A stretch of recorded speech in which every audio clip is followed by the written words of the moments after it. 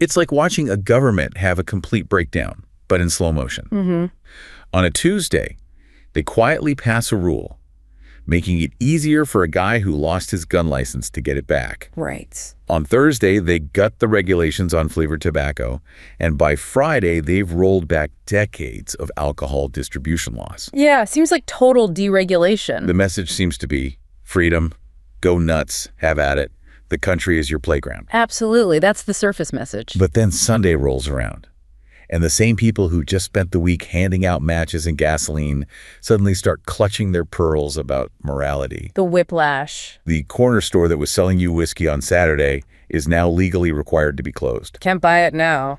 The headlines that screamed about deregulation now whisper about the need for a national day of rest. A sudden shift in tone. You're free to buy a rifle, but God forbid you try to buy a carton of eggs on the Lord's Day. The contradictions are stark. This isn't hypocrisy, it's a strategy. It's a playbook where you manufacture chaos from Monday to Saturday just so you can sell everyone the cure on Sunday. Exactly. And that cure looks a lot less like freedom and a lot more like control. That's the core of it. That opening narrative, yeah. Wow, it sets the stage perfectly for this deep dive. It really captures the dynamic. Our mission today is, well, to pull apart this specific strategic political calculus. We're unpacking this holy empire in beta testing. That's a good way to put it. A political project that is actively being built through State House bills, strategic Supreme Court appointments, and the quiet integration of surveillance algorithms. Look at all the pieces working together. We need to understand the function of this dramatic flip. Why move from extreme deregulation, promoting social chaos and vice, to sudden absolute moral control demanding reverence and rest? How is that switch engineered? Right. And what is the cost to the individual living within it? What does it feel like? It's an essential inquiry because what we are observing is not merely incoherent policy. It's not just random decisions piling up. No. It is highly calculated, deliberate social engineering.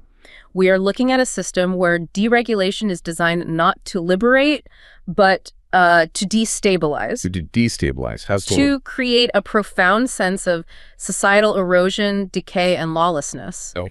This decay then serves a specific political purpose.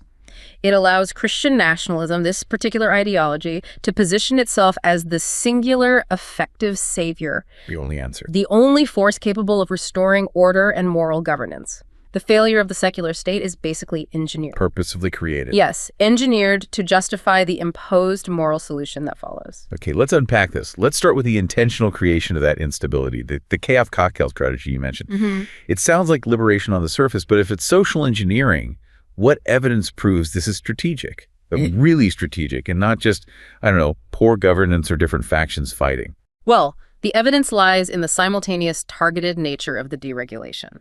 It hits specific sectors that are almost guaranteed to impact public order and public health instantly. If the goal were simple economic freedom, pure libertarianism, you'd likely see comprehensive deregulation across all business sectors, like equally applied. Right, not just picking these few. Exactly. Yeah. Instead, we see this laser focus on 3 areas: guns, alcohol, and tobacco, things known to cause social friction. The chaos cocktail. Okay, let's break those down. Guns first. All right, firearms. The policy changes aren't just about broad Second Amendment rights discussions. They're often highly technical administrative actions, things designed to maximize the flow of guns and minimize accountability. Like what specifically? For example, loosening ATF enforcement. This often involves rolling back the zero-tolerance policy for gun dealers who repeatedly break administrative rules, things like record-keeping errors. So letting rule breakers slide. Essentially, yes. They might ease dealer record-keeping requirements, making tracing harder. And crucially, they often accelerate the relicensing of shops that had their licenses revoked previously. Revoked for safety violations. Precisely. Safety violations, or maybe suspicion of straw purchases? The intended effect is, well, it's predictable, isn't it? More guns, easily available. A rapid flooding of the streets with weapons, an increase in accidental shootings, perhaps, and a visible surge in violent crime statistics. Which feeds the narrative. Exactly. The political dividend is that the existing secular government looks incapable of maintaining public safety.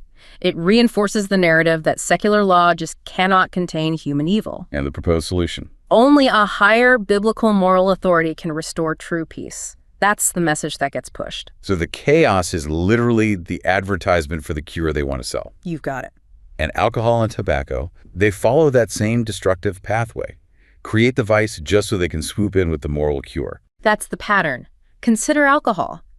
The strategy is often to aggressively deregulate sales and distribution from Monday through Saturday. How? Like longer hours, more places selling. Both. It could involve allowing higher proof liquors to be sold in, say, convenience stores, not just liquor stores, extending sale hours until the early morning, eliminating complex distribution barriers that tend to keep prices higher. So making it cheap and easy to get hammered, basically. It promotes a culture of excess, yeah. Normalization of heavy consumption during the week. Then, the hammer drops. Sunday, the doors are slammed shut. Suddenly, it's all about piety, family values, the need for holy rest. Wow. The whiplash again. And the key contradiction there is the mechanism for power. You first actively feed the excess, you manufacture the sin, let's call it that, over 6 days, and then you enable the church, or maybe a state-backed moral council, to claim the savior role by offering virtue and restriction. We'll save you from the mess we helped create. It's essentially a Sunday respite from the very vice the state encouraged Monday through Saturday. It reinforces the idea that, people are inherently weak and need moral guardianship. It's like setting the citizen up to fail and then charging them for the rehabilitation program. That's a stark way to put it, but yeah, it fits. What about tobacco? Flavored vapes? Public health? That seems like a really clear-cut case of deregulation causing obvious harm. Oh, absolutely. And it appears to be a deliberate creation of a public health crisis. Deliberate. When you roll back regulations, particularly those targeting flavored tobacco and vapes, which are known to attract younger users. Right, the flavors are key. The science is very clear on the appeal of flavors to younger demographics. So the state, by easing those rules, practically guarantees a spike in addiction rates and youth smoking. And the consequences? As public health indicators decline, you see more hospitalizations maybe, addiction rates climb. The policymakers deftly shift the blame. It's quite clever, in a way. How do they shift it? They never blame the policy that made these products cheap and easily accessible. No, the blame falls on individual moral failure. Or maybe the breakdown of the biblical family structure, something inherent in the person or the culture, not the policy environment. Which opens the door for faith-based organizations to step in, often receiving government funding or tax breaks, mind you. They act as the moral corrective, providing addiction counseling that's intrinsically tied to religious doctrine. So the state creates a problem, blames the individual for having the problem, and then funds the religious group offering the cure. That's the cycle. Create the demand for salvation by facilitating the sin. This is truly a chilling cycle. But, okay, how does this manufactured chaos actually translate into tangible political power on the ground? Right, enough to convince a skeptical population to trade democratic control for this kind of moral governance. It succeeds because chaos generates fear. And fear rapidly lowers the public's appetite for abstract freedoms like, say, separation of church and state. People want safety first. People prioritize safety and order, absolutely, especially when their communities feel like they're fracturing. We can see the strategic success really well illustrated in the anecdote of Mike and his Rust Belt town. Okay, tell us about Mike. So you start with the baseline condition. The town was hollowed out. Economic decay from decades of factory closures had already created this environment of despair, high unemployment, and deep distrust in government. Fertile ground. Very fertile ground for instability. Then came the chaos cocktail we just discussed. Guns and alcohol. Easy access to cheap, high-proof liquor sold until maybe 2 a.m., coupled with deregulation allowing virtually unrestricted open carry of firearms, may be passed under the guise of Second Amendment rights, but the combination is key. And the result? Predictable. Drunken arguments escalated into gun violence, petty property crimes soared, the local secular police force, overwhelmed, demoralized, maybe underfunded. There was a palpable sense of menace and abandonment in the community. So the existing system looks broken. Completely powerless and incompetent. The town council, the police chief, they couldn't stop it. The secular democratic system failed them. So the community is primed, desperate for any solution that delivers immediate safety. They just want it to stop. Precisely. And into this vacuum steps a highly organized, well-funded, and charismatic church group. Let's call them the Sentinel's Path. Okay. They are very strategic. They don't start by preaching fire and brimstone. No, they deliver immediate, visible, and frankly, secular-appearing benefits first. Like what? They organize unarmed, uniformed community patrols. They visibly reduce minor crime, clean up graffiti, maybe fix broken streetlights. They run massive food banks. They provide free, comprehensive addiction counseling. That sounds good. Helpful. It is helpful on the surface, but the catch is crucial. The counseling is entirely doctrine-based. It requires adherence to their specific religious teachings to succeed. There's the string attached. Always. The change in the town is rapid. Mike, who watched his neighbors suffer, he sees his street corner cleaned up. His elderly neighbor feels safe walking outside again. His community regains a measure of predictability, of order. The church group delivered where the government couldn't. Exactly. They restored order. So the outcome is the strategic masterpiece. When the Sentinel's Path later proposes that their internal moral council should receive an official, state-sanctioned advisory role to the city government. Blurring church and state. A clear blurring, yes. Mike, who might have been a lifelong skeptic of religious control in government, finds himself nodding in agreement. Why? Because they fixed the problem. Because they fixed the immediate, terrifying problem. He traded his abstract concern about church-state separation for concrete safety on his street. Chaos erodes public trust in secular democracy, making the strong, morally defined hand of control seem not just acceptable, but necessary. Irresistible, even. That transition from chaos to cure, it leads directly to the economic consequences of enforced piety. The revitalization of blue laws you mentioned. These aren't just quaint old statutes about not mowing your lawn on Sunday.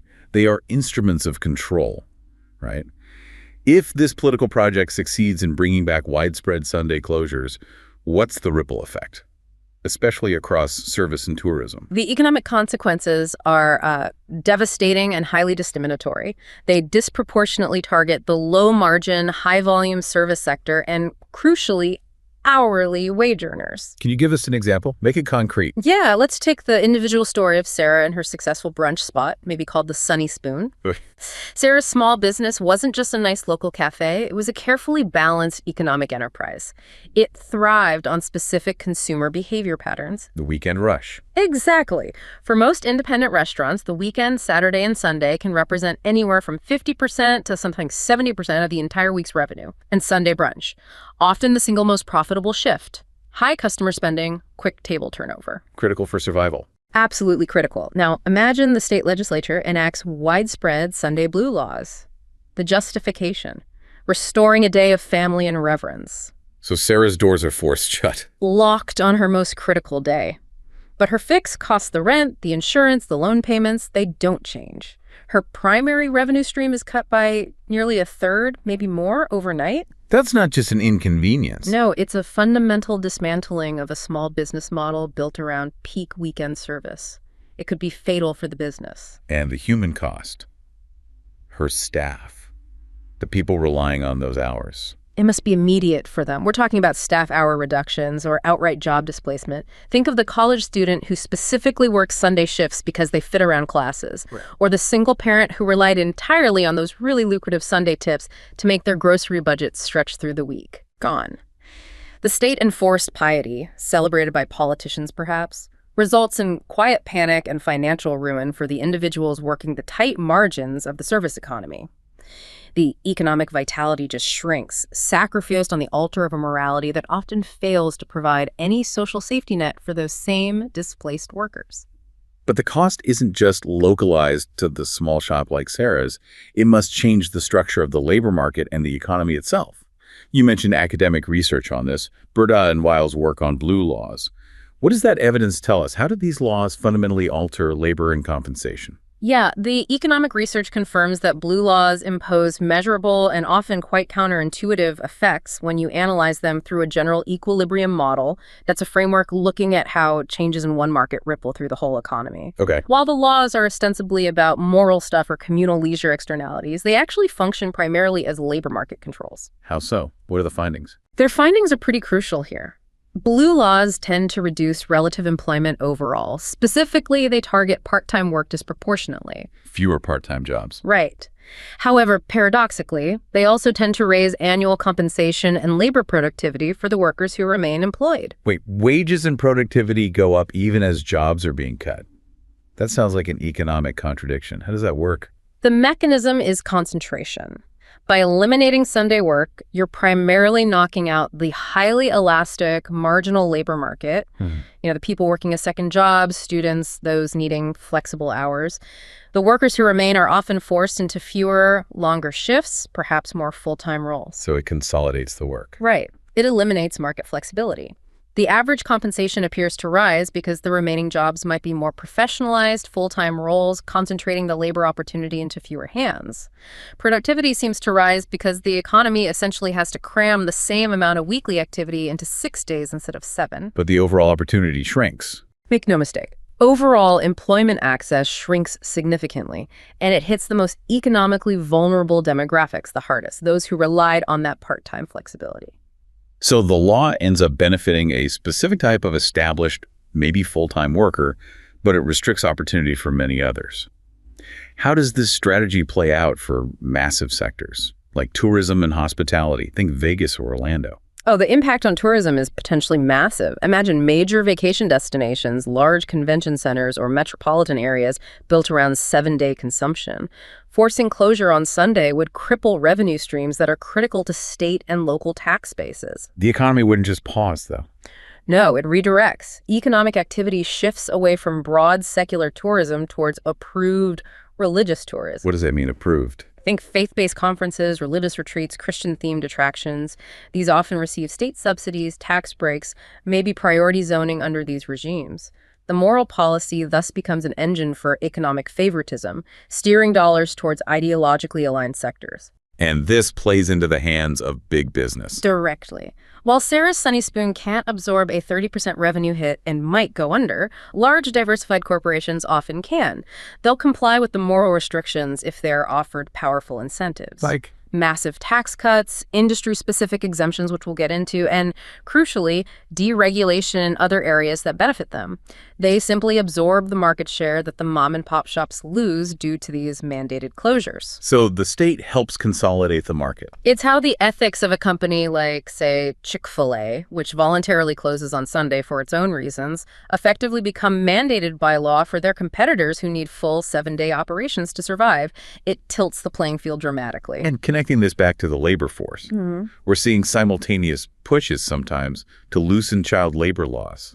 How does that fit into this architecture of the holy economy? The easing of child labor restrictions often gets framed as a solution to the economic disruption the blue laws themselves create. It's quite insidious. When Sunday closures and reduced adult hours cut into family income, and when affordable childcare options remain scarce, the system encourages family participation in labor. More kids working. But how is it sold? It's explicitly branded as cultivating a biblical work ethic or teaching responsibility, character building, rather than what it often is, exploitation of cheap captive labor. It creates a ready supply of young, non-unionized workers to staff the businesses that are allowed to operate, reinforcing the moral narrative while depressing true wage protection for everyone. The economic hardship they help create becomes the moral justification for circumventing established labor standards. Okay, so if the goal is this comprehensive holy empire encompassing the economy, labor, morality, how is conformity enforced? Especially among non-believers or those who just dissent. We've moved far beyond just Sunday closings now. Right. Constant algorithmic monitoring, right? Enforcement is absolutely the linchpin, yes, and it's increasingly reliant on merging advanced surveillance technology with this emerging Christian nationalist legal framework. So it's not just cops on the beat. No, the monitoring is pervasive and it runs silently in the background. It makes enforcement algorithmic, automated, not reliant on having police physically present in every neighborhood or workplace. What's in the surveillance toolbox? It's sophisticated, and much of it is borrowed directly from national security and immigration enforcement operations. We're talking massive digital dragnets, social media, scraping. Scraping, pulling public data. Yes, automatically collecting and analyzing public posts, likes, shares. Then you have powerful tools like ICE's Palantir system, DHS monitoring of social media activity for threats, and the enormous data gulping capacity of Section 702 of the Foreign Intelligence Surveillance Act, FISA. Okay, let's define those technical tools quickly because they sound deeply concerning. What exactly does Section 702 authorize, and what is Palantir? Section 702 is really critical here. Officially, it authorizes the NSA to conduct targeted surveillance of foreigners located outside the United States for foreign intelligence purposes. Foreigners abroad. Right. But the critical failure for citizens' privacy is that this dragnet inevitably sweeps up the communications, both metadata and sometimes content, of Americans who are communicating with those foreign targets. Incidental collection. They call it incidental, but it creates a vast, legally sanctioned repository of private American data.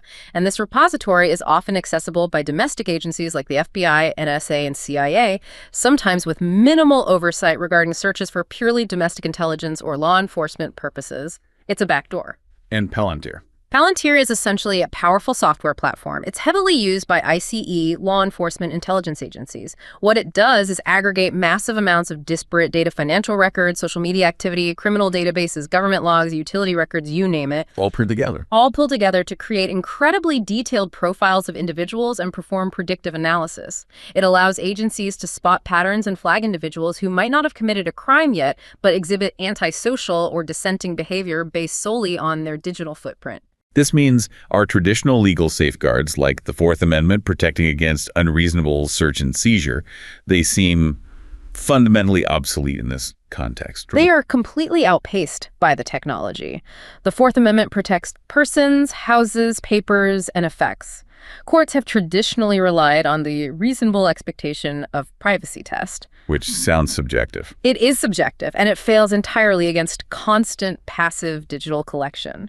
How do you claim a reasonable expectation of privacy when your face is scanned by city-operated facial recognition systems every time you walk down the street? Or your license plate is tracked. Or when license plate readers log your car's location history for years, creating a detailed map of your movements. Furthermore, we have this long-standing and frankly devastating legal rule known as the third-party doctrine. Remind us of the mechanism of the third-party doctrine and why it's such a massive vulnerability today. It was established way back in 1976 in a Supreme Court case called U.S. v. Miller. The court ruled, essentially, that if you voluntarily share information with a third party, like your bank, your phone company, or today, a social media platform or email provider, you forfeit any constitutional expectation of privacy in that information. Because you chose to share it. Because you made the choice to share it with that company.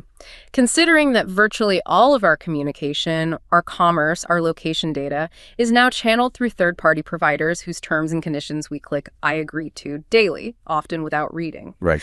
This doctrine has rendered the Fourth Amendment almost impotent against mass digital surveillance conducted via these third parties. The government often doesn't need a warrant to get that data from the company. They can sometimes just ask for it or buy it. This is where it gets truly chilling in its implications for enforcing conformity. How does this vast surveillance architecture actually enforce conformity to, say, biblical standards in practice? You mentioned the example of Ben, the graphic designer. Right. The enforcement is often subtle. Initially. It's economic and social coercion, not necessarily overt tyranny like arrests at first. Okay. So imagine Ben, a graphic designer. He lives in a city that adopts a biblical principles legal framework, maybe through local ordinances. The city contracts with a private firm to deploy an AI-driven surveillance network. This network scans public-facing digital communications, social media, maybe public forums for vague violations, not necessarily crimes, but to find antisocial behavior. Like what? Like criticizing local authorities, questioning religious dogma publicly, maybe creating art seen as blasphemous or undermining family values. So Ben, using his small independent social media account, creates art that questions established authority, maybe mocks local religious figures or dogma. He's exercising free speech. He thinks he is. But the consequence isn't a knock on his door from the police, not immediately. It's an administrative punishment. No. When Ben applies to renew his mandatory city business license, the application is quietly denied. The reason given: failing to meet the new, subjective, community character standards. Wow. No appeal. Maybe a difficult, expensive appeal process. Simultaneously, perhaps due to a subtle flag raised by the AI and a consolidated data pool shared between agencies and private companies, his car insurance premium mysteriously triples. Or he finds his credit card limit suddenly lowered without explanation. So he's not accused, not tried, not even formally informed of his specific transgression. The state just makes his life financially and professionally unsustainable, squeezes him out. Exactly. Ben starts to feel this pervasive low-grade fear. His friends might hesitate to publicly interact with his dissenting posts online, fearing they'll be flagged too.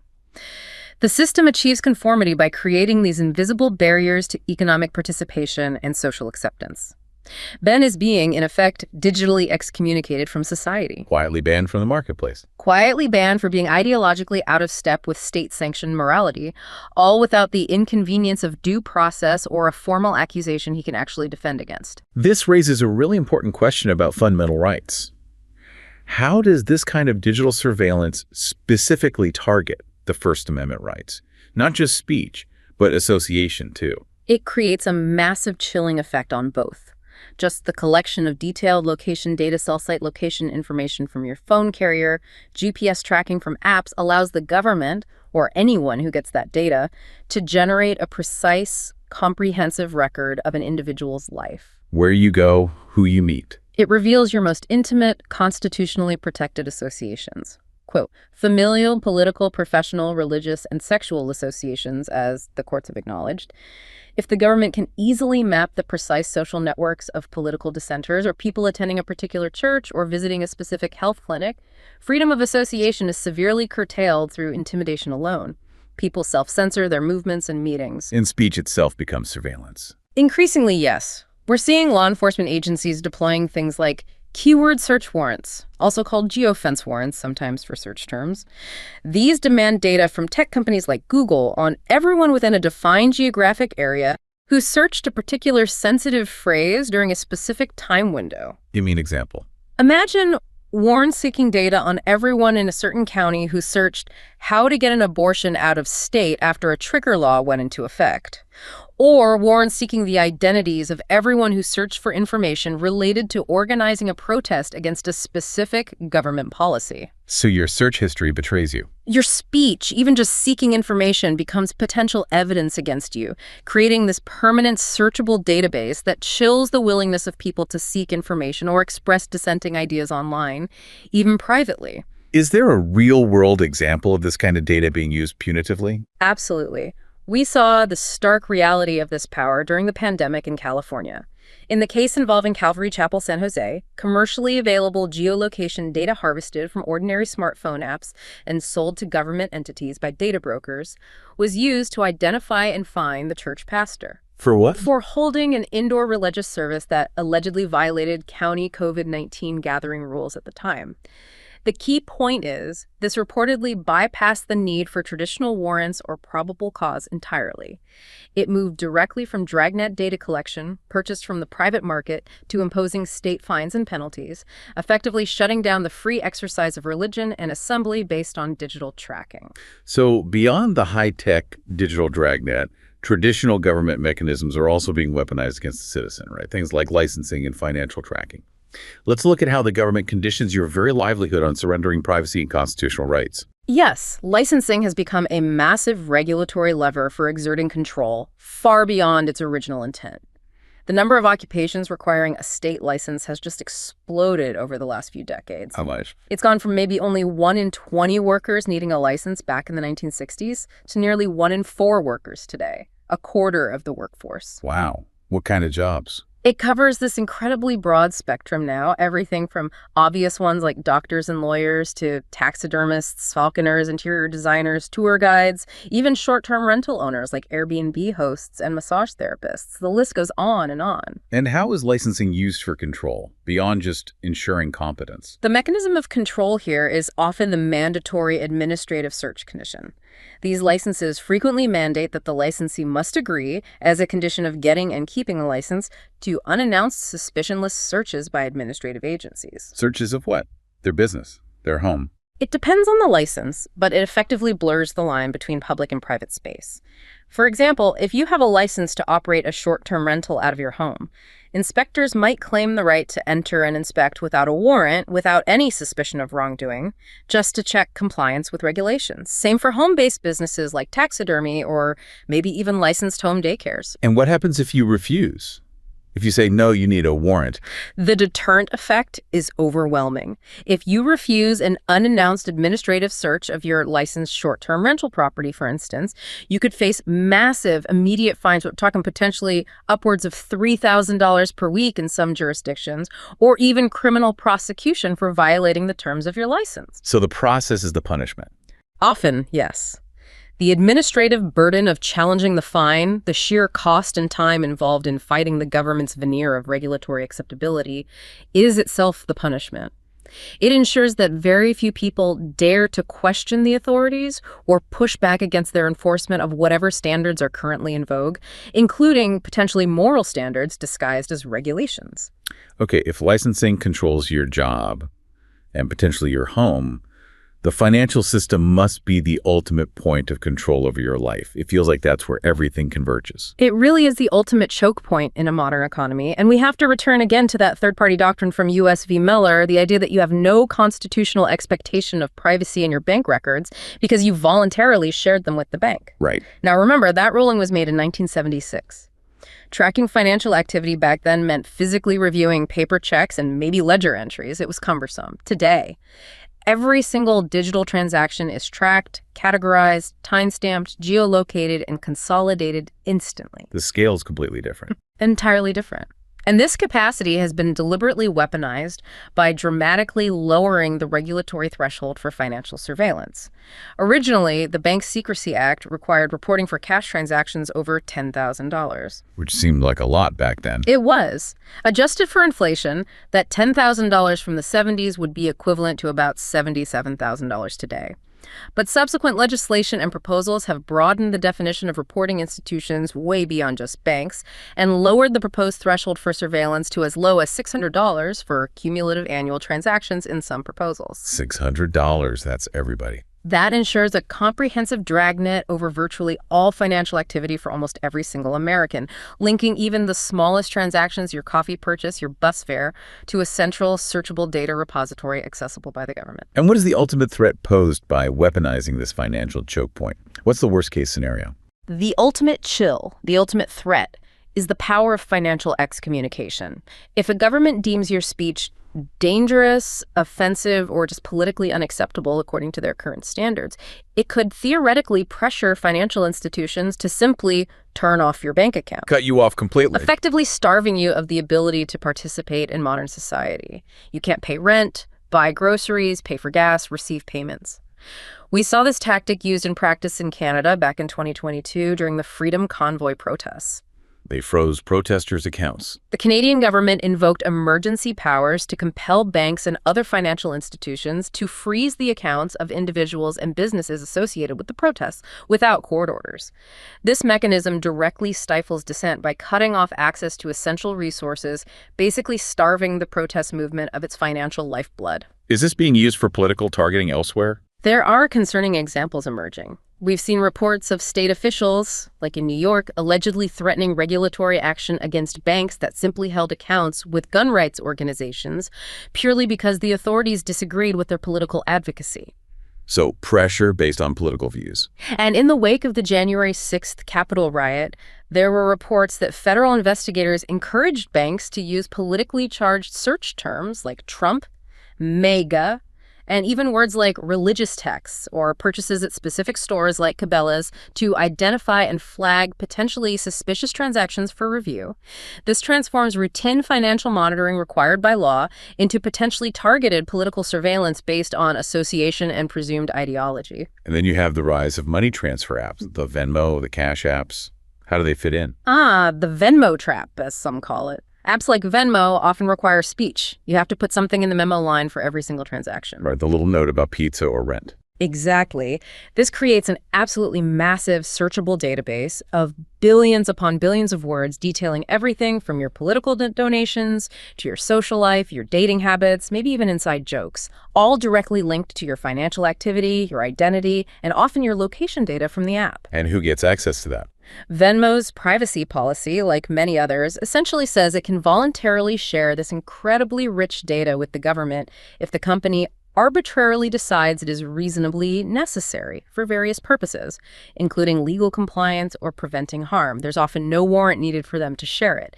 It links your finances, your location, and your private speech in one convenient package for anyone seeking evidence of nonconformity or antisocial behavior. So we have this clear, multi-layered strategy laid out.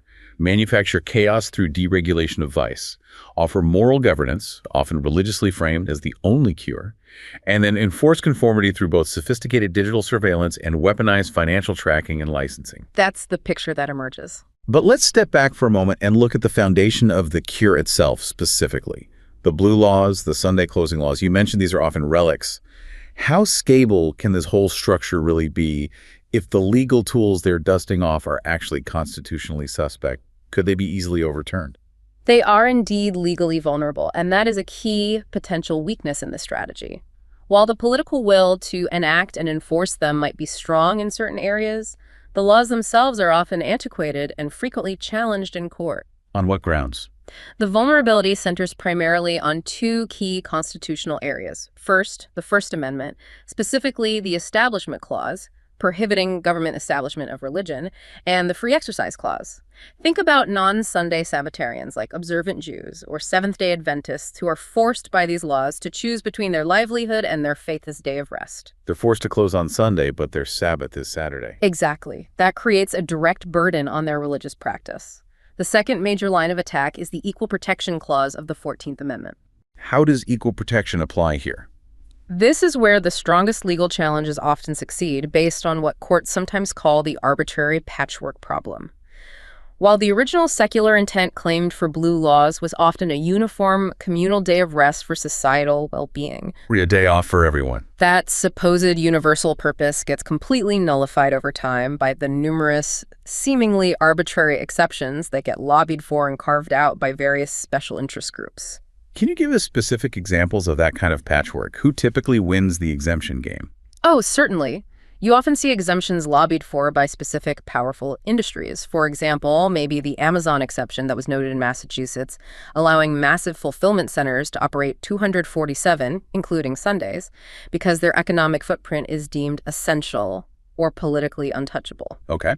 You might see exceptions allowing sporting goods stores to open, but not clothing stores, or exceptions that explicitly favor in-state businesses like local brewers or wineries, allowing them to sell on Sunday while out-of-state competitors cannot. So it's not really about universal rest or morality then? Yeah, not when you look closely. These exceptions make it clear that the law is often not about universally enforced morality or communal rest anymore. It's become about economic protectionism and corporate favoritism. When a blue law scheme becomes, as some courts have put it, riddled with exception after exception, courts often rule that the whole scheme is so diluted and contradictory that it violates equal protection. Why? Because the state can no longer prove a rational, non-discriminatory reason for penalizing only some types of businesses, usually smaller physical retailers, while allowing many others, often larger or better connected ones, to thrive on that same Sunday. The disparate treatment lacks a logical basis tied to the law's supposed purpose. And of course, underpinning all this is the fact that modern technology often renders the original underlying purpose of retail restrictions largely obsolete anyway. Because of online shopping. Exactly. The rise of e-commerce means that forcing physical stores to close on Sunday does virtually nothing to curb overall consumption or commerce. People just buy online instead. So the laws simply assure that physical brick-and-mortar shops unfairly bear the entire economic burden of the mandate, while online giants who may have successfully lobbied for legislative loopholes or simply operate globally beyond the state's reach thrive. So the laws aren't even effective tools for achieving their stated moral or rest goals anymore. In many cases, no. They just become relics that primarily penalize local businesses and the people who work for them, while benefiting larger, often non-local corporations. Okay, let's try to synthesize this. Let's summarize what you really need to take away from this deep dive. The end game here seems to be aiming for a comprehensive transformation of society, doesn't it? An America where, perhaps exaggerating slightly, but maybe your public school counselor quotes Leviticus, your routine Sunday errands become illegal, and your private internet search history could be treated as sanctified evidence used to deny you a business license or worse. This entire project, the key takeaway is, it's not accidental. It's designed. It appears to be moral imperialism, but designed for the 21st century. It doesn't necessarily require overt warfare or tanks rolling down the street. Instead, it relies on the quiet, persistent machinery of policy. Ow. It requires strategically produced white papers laying out the intellectual framework. It requires powerful pulpits amplifying the moral necessity. It requires the strategic deregulation of vice to create the very crisis that demands their solution. It might even leverage the symbolic convenience of public figures, whether they are living or, frankly, even deceased, being weaponized as moral mascots to sell the narrative. And enforced how? And enforced through the ubiquitous deployment of advanced data collection and financial surveillance, making conformity efficient and dissent costly. The business of America, in this vision, is being drafted into holiness. Workers are being drafted into a kind of Sabbath servitude. The economy itself is being reshaped to align with Scripture, or at least one interpretation of it. All enforced through code and data. All enforced through code and data. It is fundamentally a system where the government or factions within it appear to be leveraging manufactured chaos specifically to sell control, backed by the power of modern algorithms and surveillance.